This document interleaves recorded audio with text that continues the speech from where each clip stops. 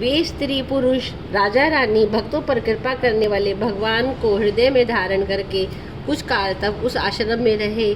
फिर उन्होंने समय पाकर सहज ही बिना किसी कष्ट के शरीर छोड़ दिया। शरीर छोड़कर वह अमरावती इंद्र की पुरी में जाकर वास किया।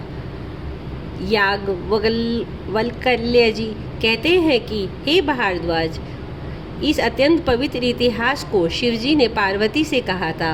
अब श्री राम के अवतार लेने का दूसरा कारण सुनो। मास पारायण, 5वां विश्राम। हे मुनि, वह पवित्र और प्राचीन कथा सुनो जो शिवजी ने पार्वती से कही थी।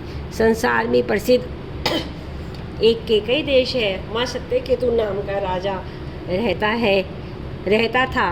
वह धर्म की धुरी को धारण करने वाला, नीति की खान, तेजस्वी, प्रतापी, सुशील और बलवान था। उसके 2 वीर पुत्र हुए जो सब गुणों के भंडार और बड़े ही रणधीर थे। राज्य का उत्तराधिकारी जो बड़ा लड़का था, उसका नाम प्रताप भानु था। दूसरे पुत्र का नाम अरिमर्दन था, जिसकी भुजाओं में अपार बल था और जो युद्ध में पर्वत के समान अटल रहता था। भाई भाई में बड़ा मेल था और सब प्रकार के दोषों और छलों से रहित सच्ची प्रीति थी। राजा ने जेठे पुत्र को राज्य दे दिया और आप भगवान के भजन के लिए वन को चल दिया। जब प्रताप भानु राजा हुआ, उस देश में उसकी दुहाई फिर गई। यह वेदों में बताई हुई विधि के अनुसार उत्तम रीति से प्रजा का पालन करने लगा।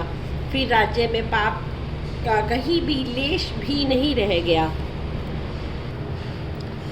राजा का हित करने वाला और शुक्राचार्य के समान बुद्धिमान धर्मरुचि नामक उसका मंत्री था। इस प्रकार बुद्धिमान मंत्री और बलवान तथा वीर भाई के साथ स्वयं राजा भी बड़ा प्रतापी और रणधीर था। वह साथ में अपार चतुरंगिनी सेना थी, जिसमें असंख्य योद्धा थे जो सबके सब रण में जूझ मरने वाले थे। अपनी सेना को देखकर राजा बहुत प्रसन्न हुआ और धमाधम नगाड़े बजने लगे। दिग्विजय के लिए सेना सजाकर वह राजा शुभ दिन मुहूर्त साध कर डंका बजाकर चला। जहाँ तहाँ बहुत सी लड़ाइयाँ हुई।